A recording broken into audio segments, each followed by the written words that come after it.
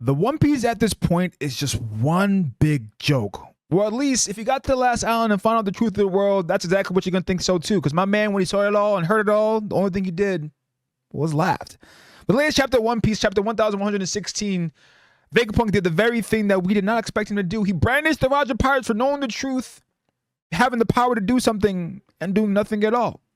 But one thing Roger did do was start the world's greatest pirate era. And with that, let's get into it. It's your boy MoashDMC back in the building, baby. Cue the music.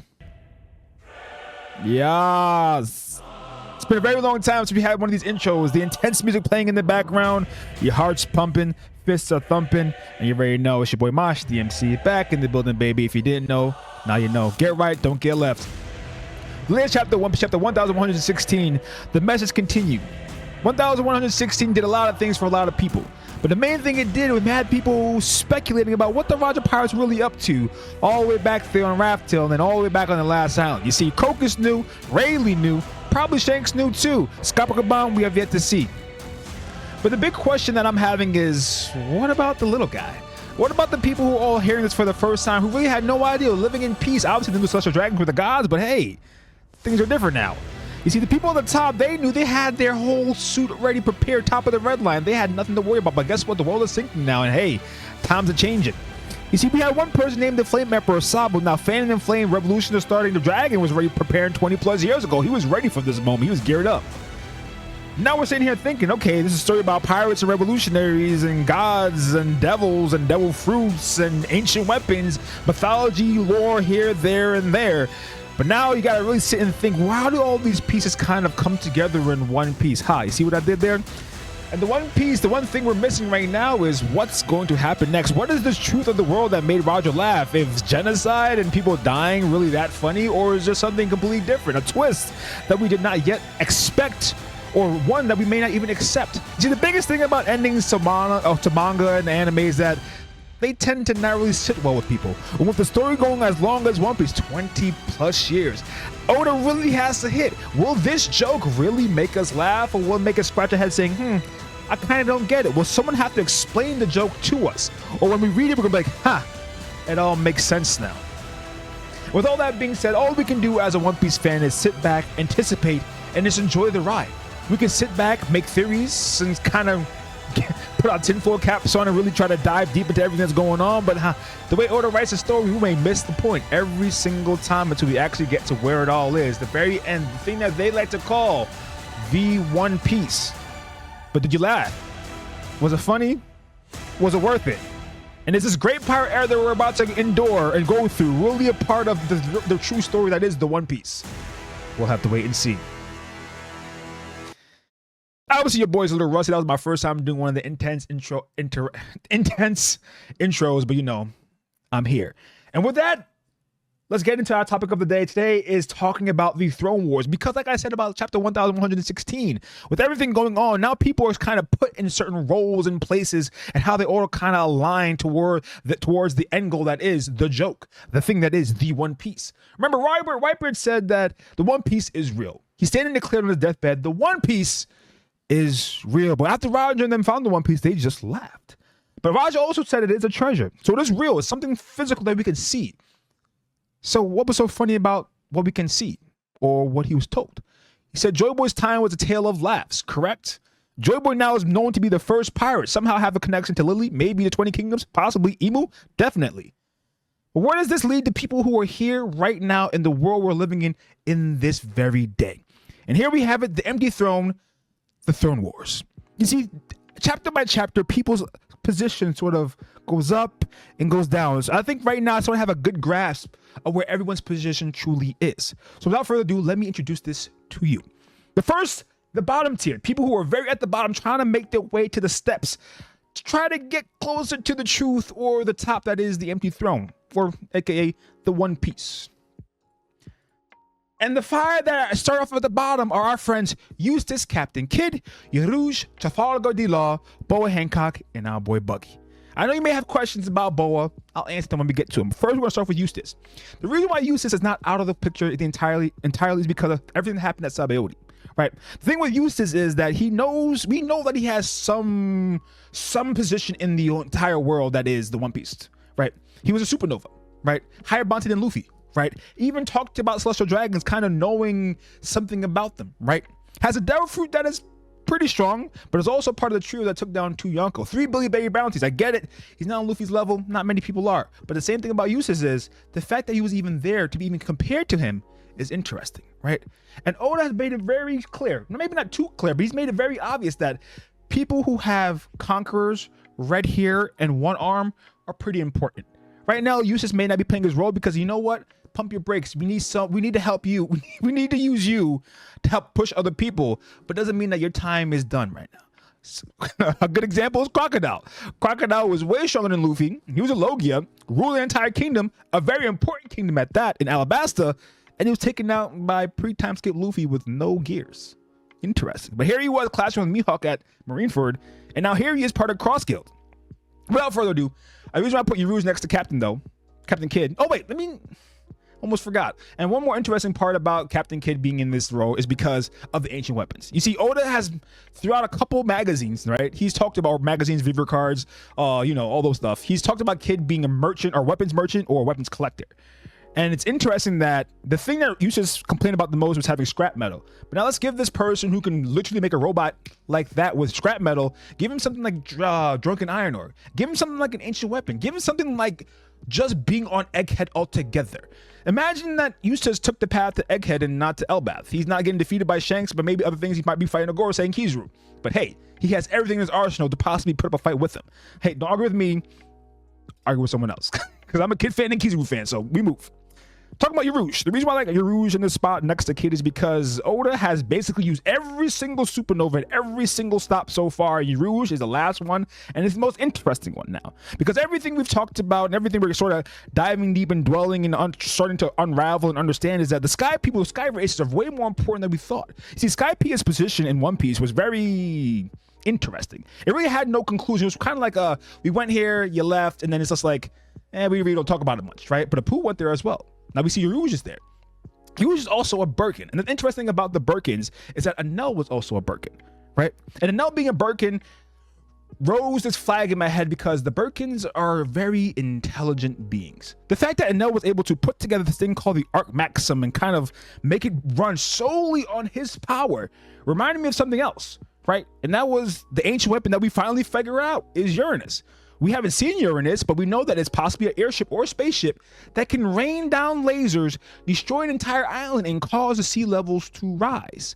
See, and that was very interesting because he made the Arc Maxim possibly from his own design and ran on his own power and had the power to destroy an island and make the whole island rise. So now we're interested. So now it's like, okay, so what is Yaruj all about? But the thing about Yaruj is that he's been in the same situations as Kid.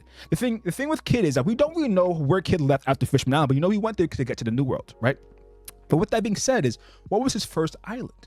I can't remember the 3 islands that were I can't remember the 3 islands that were specifically stated to go after Fishman Island. I know the one I want to talk about is Raijin Island. There's 2 other ones, but I think it makes more sense that Kid went to Raijin Island because Yaruj kind of followed the same path as Kid. If Kid went to Raijin Island with his devil fruit, was able to traverse the island and possibly find something on the island. And then why did Eustace and Yaruj both go to Big Mom's territory? You see, Hawkins was interesting. We kind of find out later. Beiji kind of aligned himself with Big Mom, but Yaruj went there, fought a Street Commander, and kind of just like left after defeating him. Actually, he was beaten and had to lick his wounds and leave. So it's interesting that why did Kid go there? What did Kid know to possibly send him to Big Mom's territory? What did Yaruj know to send him to a Yonko's territory? And then right after the time skip, we see that Kid, Apu, Hawkins, Killer were all defeated by Kaido. All defeated. But Yaruj was right above Kid's secret hideout in the clouds, praying for Kaido on his descent after he jumped off a Sky Island. So it's kind of interesting that Yaruj kind of following the same path as Kid. And then we're thinking, okay, Kid went to Elbath. Does that mean Yaruj is in Elbath?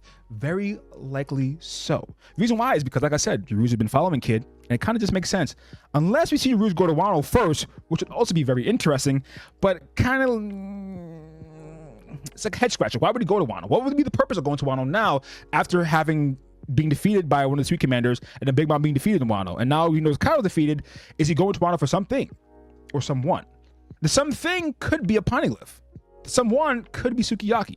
The thing, and that's the interesting thing about Birkins, because they're so intelligent that Vegapunk's trying to recreate a lot of these things, and it's interesting that the Birkins were kind of building things very similar to what Vegapunk's already building.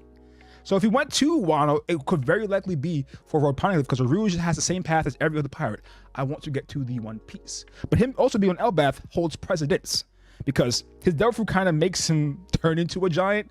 He has giant-like strength, and possibly the tree that is in Elbaf is the same one that Ganfall talked about, talking about it is the tree that essentially is the way of the high west or the high east, something like that. He said that there's another way to enter the Sky Island besides Knock Up Stream. It's the way of the high west. It could be interesting that if that very tree is connected to Sky Islands, like Jack and the Beanstalk, all the way up at the bottom of the giants, at the top the Sky People, right? Who knows? But moving forward, we have Trafalgar D. Law, a fan favorite, beyond fan favorite actually. He's probably everyone's, I would say, a lot of people's top 10. Devil Fruit ability, just aura altogether, and his lightliness, and the fact that he's been with the Straw Hats for to us, it's been 10 plus years. Obviously, the Straw Hat's a little bit shorter, but still. The thing about Law is interesting is because he now has a purpose. His original purpose in life was, let me defeat Doflamingo, or his purpose in life was to defeat Doflamingo the entire time after taking that Rosinante, right? And he went about extraneous means to go about doing so.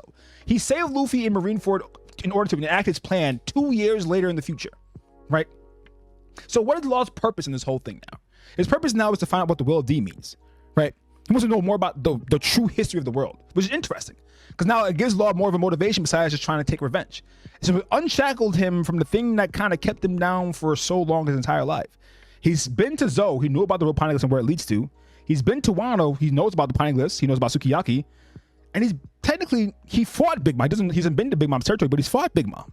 So now Law's in a very interesting spot because he's kind of put himself in the middle. Like, you ever watch Survivor and there's four people, there's one person in the middle? That's where Law is. And I put him right there in the middle on the purpose, because essentially, no matter what he does, he has a way to get back to the top. Like, he can easily, with his Devil Fruit, can easily traverse vast amounts of distance very quickly. He can easily go back to these places that he kind of has a good rapport with, because Beppo can bring him back to Zou, that's another Poneglyph, and he's possibly near Wano still. He can go back to Wano, so he can lick his wounds there. And with that being said, it's interesting because now that he wants to know about the Will of D, and now that he was defeated by a Blackbeard, it makes him a free agent, but also he puts him in a situation where he needs to be saved, right? So when you look at it, when Luffy was defeated by Kaido and fell into the water, he was saved by the Heart Pirates. Now Law was defeated by Yonko and he fell in the water. He needs to be rescued by somebody, right? And he's put himself in a situation where he can be saved by a lot of people.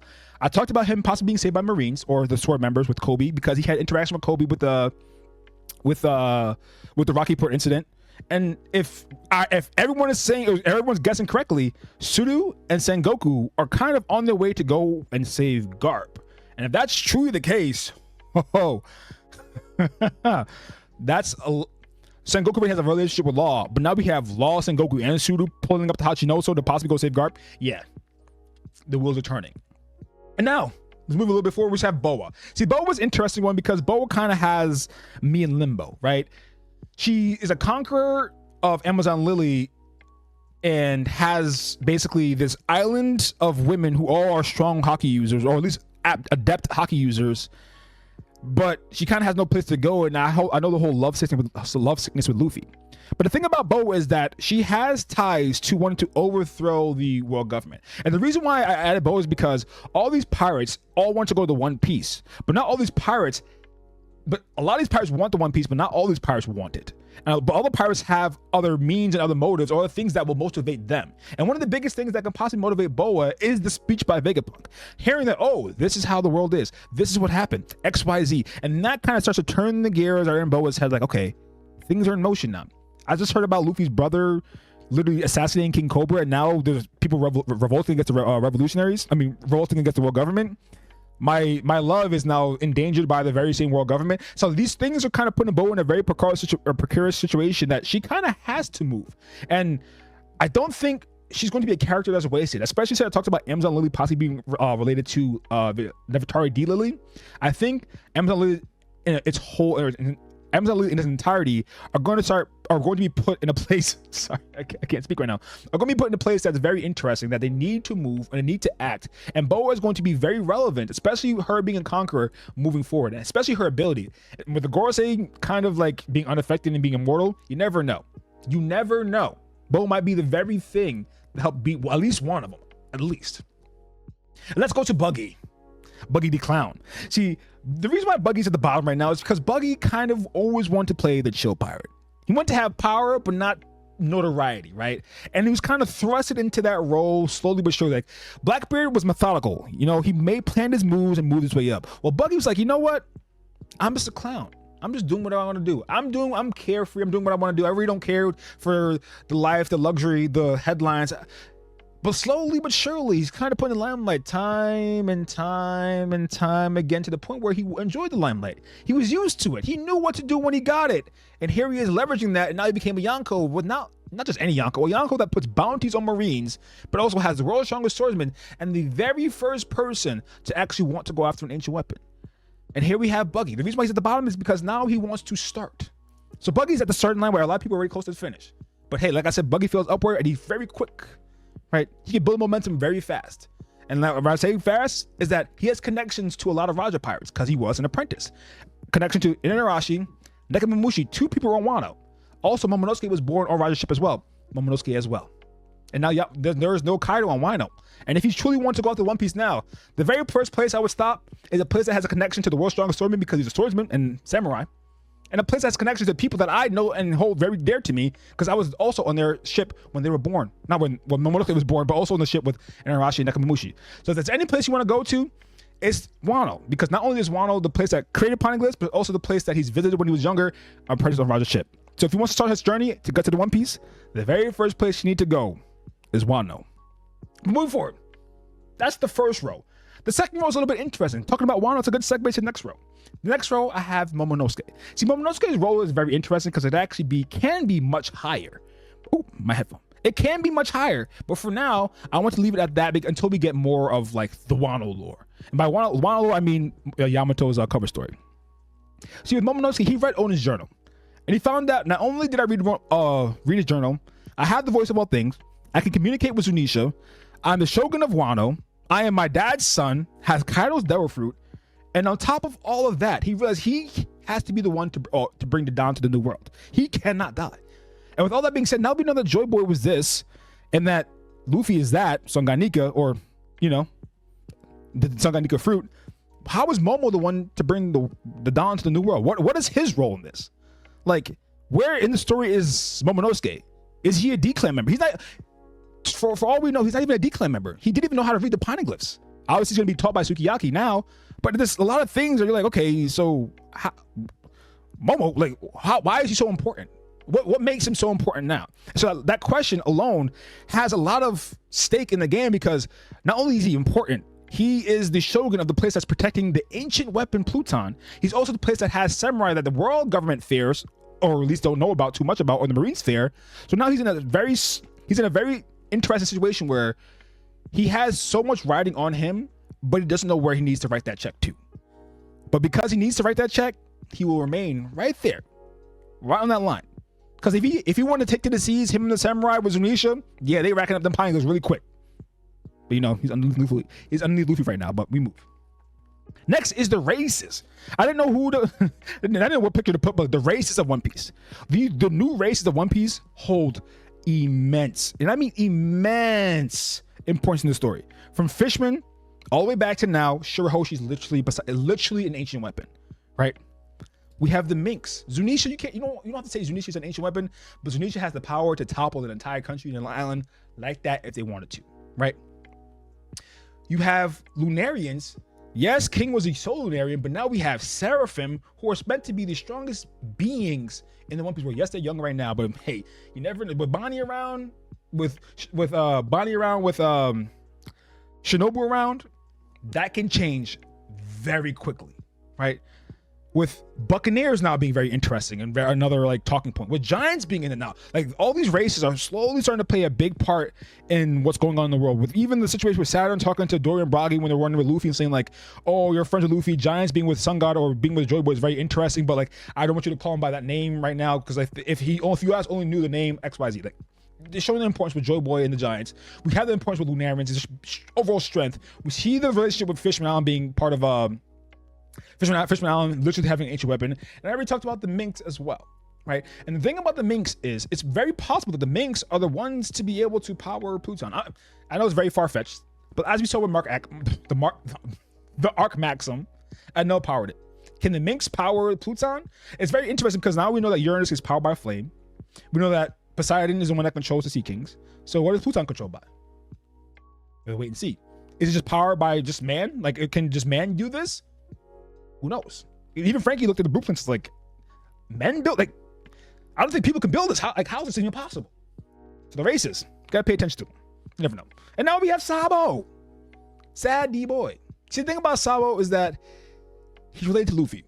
As soon as you're related to Luffy, you get points. It's just how it is. Ace got points because of it. Garp gets points because of it. Dragon gets points because of it. We don't have a single feat for Dragon, but guess what? He is Luffy's father, so he gotta be something. Right? We know Garp was a hero before Luffy was a pirate. But guess what? Once we found out that Garp was Luffy's grandfather, we're like, oh, yo, he ain't that's someone to mess with, right?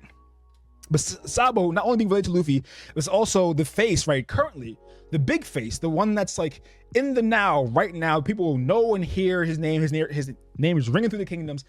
The Flame Emperor Sabo, right? He wasn't there for Ace's death, but here he is now, leading the revolutionaries against the world government in a situation where now the entire world knows the truth about what's going on.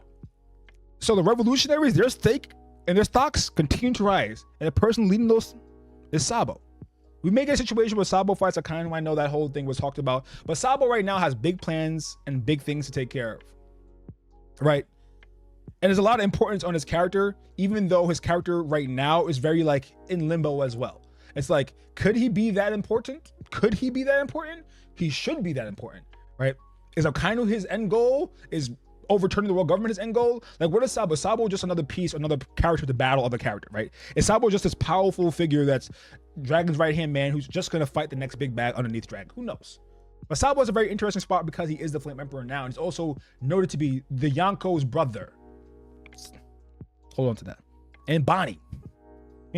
Can't say enough about Bonnie, right? Bonnie's only 12 years old, but has a powerful devil fruit that can basically make her Nika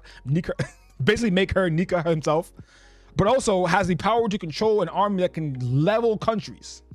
The Pacifista. All the Pacifista now, if Bonnie's in the area, yeah, they're listening to her. And let's not forget one of the most strong, like I said, races. Let's not forget the strongest being the S-Bear, right? I don't know if it's the strongest, but I'm saying he is one of the Seraphim.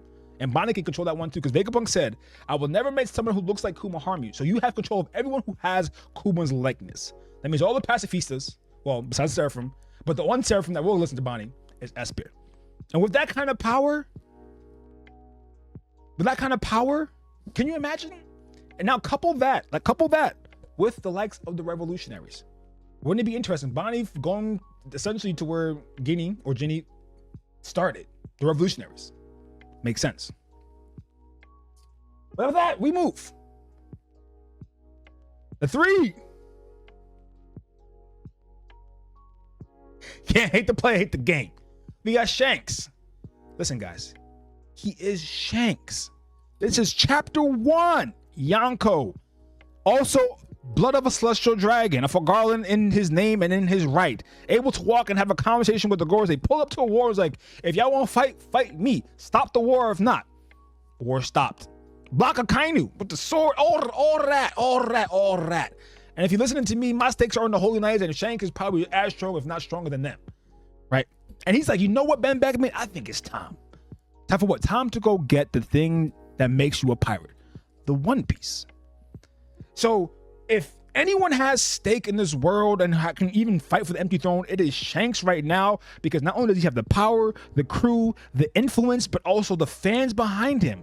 Shanks is a person that we don't know, because We think we understand Shanks and how he acts and this and that, and him being even tied to the Giants of Elbath, but we don't know.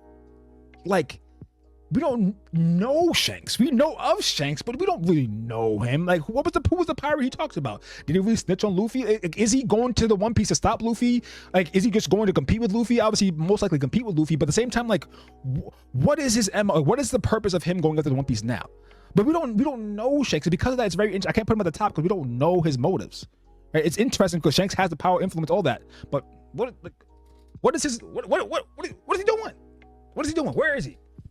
Because he ain't going for the One Piece, but now he's trying to stop Blackbeard. Come on, man. Like, I think I have some animosity for Shanks, but I like Shanks as a character overall because Shanks adds that excitement factor that us fans enjoy about One Piece. But who knows? But Dragon, on the other hand, the man who's coined the ... Not saying nothing, but somehow always thinking. What they say Dragon does? Like, he looks east or looks west, something like that. But one thing about Dragon is that no matter what, I already said it, he's the head of the revolutionaries who are going to be the main forefront of the battle to come against the world government. The man is the most wanted man in the entire world. The man is Luffy's father. You talk about Garp, he's too old, he's not in his prime. Luffy's too young, he's not in his prime. We have Dragon, a ripe, young, prime, powerful figure that's going to be a key part in everything moving forward. There's no way, no how. You can't sit here and tell me whenever this man does something even close to a named attack or pulling up and stopping somebody like Shanks did, no matter what, if he comes into any chapter and does anything besides looking or talking, everyone's going to stop and be like, you know what? Damn, I've been waiting XYZ amount of years. If you just started reading One Piece, probably 3. If you started reading One Piece way back where during Civilization, maybe 25 plus years ago, you read it in Shonen Jump. I don't care. As soon as he makes his move, I guarantee you the entire fan base is going to erupt because we've been waiting for this man. And he's in a position where he is the most important person because he is going to be the one faction that we need the most moving forward. And it's very, very, very plausible that Dragon also knows a lot. Especially with him listening to Vegapunk. A lot of the revolutionaries are reacting where Dragon's still coining that phrase, ... Not saying nothing, but excited for something. Can I say more about this man? Oh yeah, did I mention he's Luffy's father? He's literally the guy who's supposed to be the mirror of Joy Boy, who has a goddamn fruit. He's the father of that guy. You're the hero of the Marines, that's his son. Or the guy who's leading the revolutionaries against the world government who's been in power for almost 800 plus years. Yeah, that's Dragon. Can I say enough about this man? I don't think I can. But I can't say enough about him, or can't say too much about him because guess what? He hasn't really done much. So we have to wait and see. But when it comes to the stake of the empty throne and the implications of that, yeah, that man is right there. That man is right there. And last but not least, the Red Dog, the Mad Dog, the free Admiral. You're probably saying, why is he in the same spots as Dragon and shit? Because he's Akainu, man. He's Akainu. You can't be mad at the fact that is Sakazuki. He's the fleet that he beat out. I saw what happened with Whitebeard. We see what happened with Kizaru and Luffy. I know how Yonko, Admiral, I know the debates. But right now, you give this man 2 years and also a 10-day battle to bloom hockey, to bloom his strength, whatever. Every time we see someone come back in the story, they're stronger than last time. So this means this man was keeping up with Whitebeard 2 years ago, now became a higher position. And for the 10-day battle where you're supposed to bloom hockey in battle, and you don't mean he's going to be as strong as Yonko or not even stronger? You're crazy. You're crazy. And he has no emotional attachments like we saw with Kizaru, like we saw with Aokiji. We're still waiting for his backstory. Why is it absolute justice? Why is he willing to murk an entire island listening to the world government, but at the same time now questioning why Vegapunk's telling everyone everything? And is he saying from a perspective like, oh, I know everything, but now everyone else knows everything? Or it's more like, Vegapunk, you're saying everything. This is what I want. Is this anger towards the world government? Is it towards the people? If a man's about absolute justice, what is justice? Where does this absolute justice kind of align? And it's interesting because Vegapunk even said, these are a battle of ideals. So if your ideal is one way and the people you're serving is another way, where does that leave you? Is your ideals molded by the people you're under, or is it molded by your own experiences? See, the thing about Sakazuki is a very interesting character because why is he the way he is? We have no idea. And it may be a situation he is the way he is because of what he thought was pirates wasn't actually pirates, but the world government themselves. He already has that brash or like hostile relationship with the Gorosei. And if that's how it is with the Gorosei, could you imagine after he learns the truth, it's like, you know what? Why am I serving these people? I'm the head of Marines. Like, yeah, you could possibly listen to the world government. Like Greenbow is on the pinky of the world government. But is Al-Qaeda after he learns everything? I don't know. So can we see Al-Qaeda possibly turning and fighting alongside people like Shanks, like Dragon, fighting the world government for a better future for the Marines and the world itself? I don't know. Maybe not likely because his morals kind of don't push him that way. But he's a fiery man. He's a fiery tempered man. And things can flip like that. And the reason why I have him so high in the list is because he is a soul force that is the Marines that can stop a lot of these people below him or next to him from getting to that empty throne, or aligning with someone and pushing them over the top. But we'll have to wait and see. Sakazuki is another interesting one, man. Got to pay attention to him. And with that being said, obviously we got to move forward, but there are some honorary mentions. The honorable mentions, we have the Holy Knights. To me personally, Dragon himself said the fighting doesn't begin until the Holy Knights move. Maybe if he heard that the Gorsei moved, it might change his mind. But the fact that Dragon said that out of his mouth, and so Forgotten that God Valley, now Forgotten is the very one to be able to judge celestial dragons, and now like Dragon already said that the Holy Knights the real fight starts when the Holy Knights move. They possibly are the strongest people we'll see in the entire One Piece verse moving forward, or at least some of them. Maybe not all of them. Maybe there's always power rankings in groups, like even the Straw Hats, even with the CP9. Maybe not all of them, but at least some of them will be to the point where we're like, you know what? Let's take a step back, because like we can't just be rash and go fight these people, right? Because they will cut us down very quickly and very easily, right? And it's a very interesting situation because, like I said, Shanks' blood is a Forgarland, and if Forgarlands are Holy Knights, does not mean that the Holy Knights essentially could be as strong, or if not, at least one or two of them stronger than Shanks.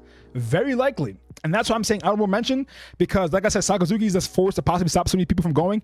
The Holy Knights could be the faction that could stop everybody and put the Gorsei in their place. If they're a faction that can judge celestial dragons, I would not be surprised they put down some Gorsei members, at least one.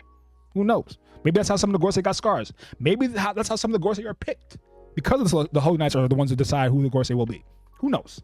And that's what allowed Shanks to even go and be able to talk to the Gorsei, because the Gorsei said, we're willing to have this talk because of you, because it's you.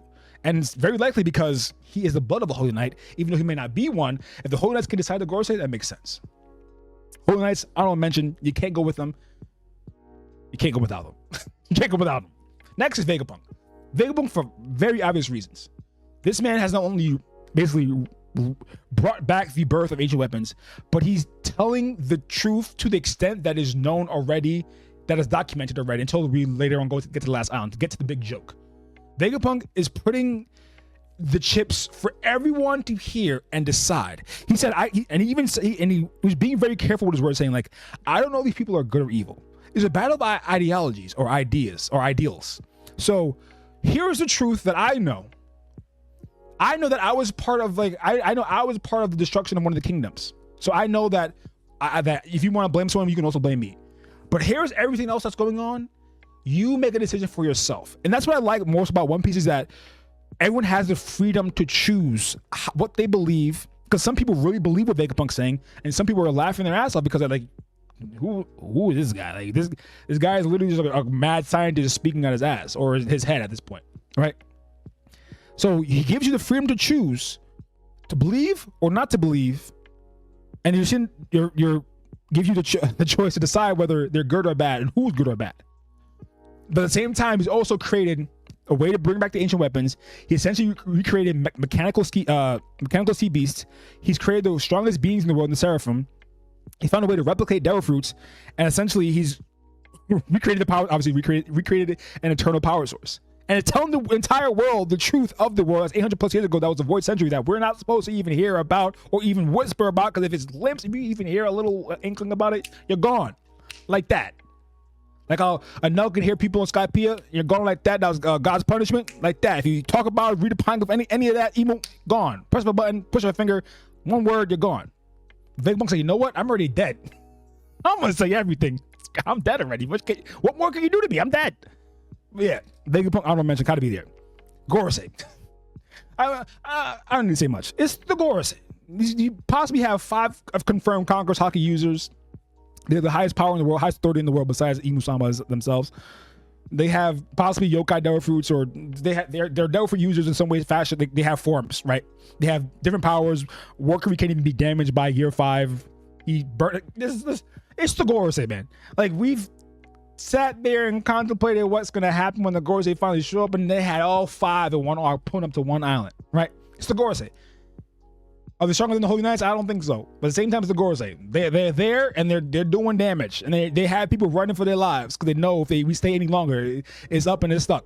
It's the Gorosei, man. They got to be there. And last but not least, top of the leaderboard, top of the stairs, closest to the empty throne right now. You guys already know who it is. It's Blackbeard and Luffy. It's Blackbeard and Luffy, guys. I think you guys could have all guessed who the top 2 were. And you guys already know who the top is. The top is a person already sitting on the throne. Obviously, that person already knows the truth, and they're sitting on the throne already. So they're at the top. So I don't got to put Emu at the top. You guys know. But Blackbeard and Luffy are so close that right now it's almost neck and neck. But right now, I'm going to give the nod to Blackbeard. I'm going to give the nod to Blackbeard for a couple reasons, right? Because Blackbeard is actively making moves to do what he needs to do. Like, Luffy, on the other hand, is enjoying the adventure and having fun in a way, while also kind of like falling into places that kind of put him ahead, right? You know, like Luffy going to Zou because of the situation, found the rope poneglyphs and learned about the rope poneglyphs, right? He went to Wano. Oh, Wano has one too. I was just gonna beat Kaido, you know, but then, oh yeah, here's a rope poneglyph. Oh, went to Big Mom territory to get Sanji back. Oh, there's a poneglyph here. Perfect. So it's like Luffy, in a way, it's like he's adventuring like he wanted to do. He's free to make his own choices, but at the same time, these choices are just aligning with his goal. His goal is to get to the One Piece. He knows he has to defeat the Yonko. He knows he has to defeat Admirals to do this. But at the same time, like, he's not actively going out of his way to go and do these things, or at least go out of his way to find these poneglyphs, because he doesn't really know where they are. Or at least he doesn't know what some of them are, right? And he doesn't really care about a lot of the things. Like, he doesn't care about Pluto's H. The One Piece. What is the One Piece? I don't want that. If that was Blackbeard, Rayleigh, what is it? He said 4 poneglyph, rope poneglyph. Had due east, you know. If that was Blackbeard, he's taking every note in the book that he needs, right? And that's the thing about Luffy and Blackbeard. But both in this kind of like shows what Big Bung's talking about, like the battle of ideals, right? Blackbeard and Luffy. The first interaction between Blackbeard and Luffy, Blackbeard loved the pie. Luffy, of all people, hated the pie, right?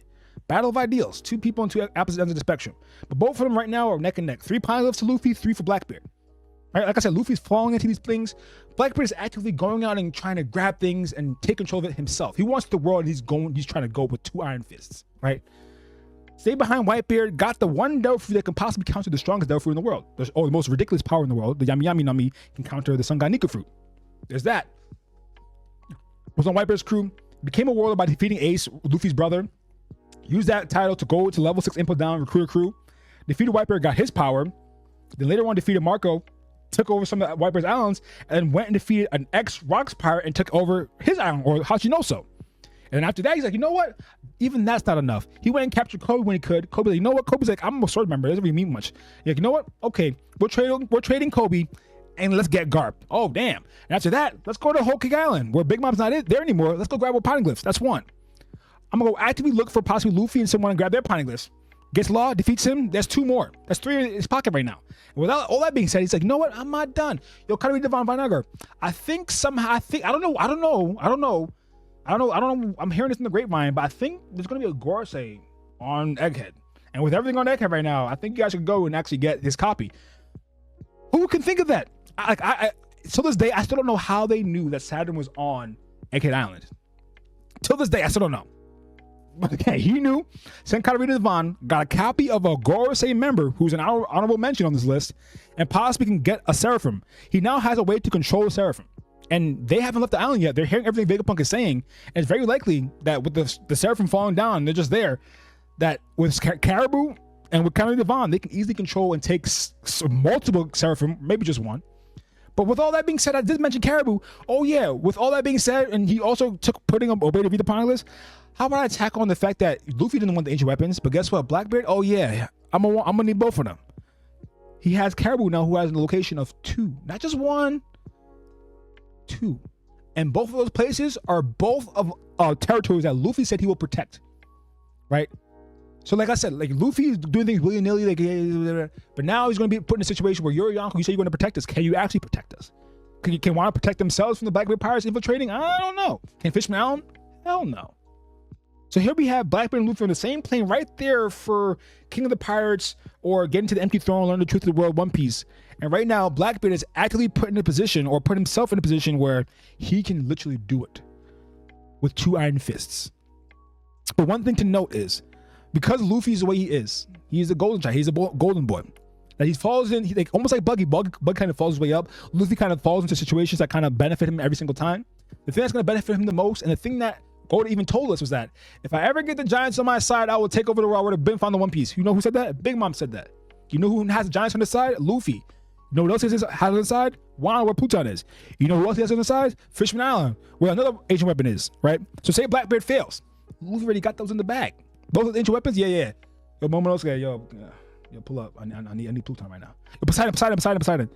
Yo, bring Noah's Ark so I can help rescue these people, but also bring the Sea Kings because, you know, I need to get active. It's very easy for him. So like I said, they're neck and neck in a way where Blackbeard is an iron fist, but Luffy is the connection he made along the way. Right now, we're in the midst of the Throne Wars, and it is up for grabs for literally anyone and everyone. Some people are ahead, some people below, and this list will change. Some people will drop, and some people will go up. But for now, we have to wait and see. But with that being said, it was been your boy, MoashDMC, here again, back again to enlighten all you guys. But until next time, y'all, get right. Don't get left, and leave a like, comment, and hit the bell button for next time. You know the semantics of YouTube.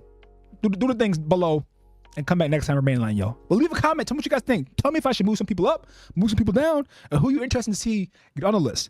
By the end of the day, like I said, One Piece is one big joke, or at least we're all trying to fight to figure out what that joke was. Until next time, y'all. Peace.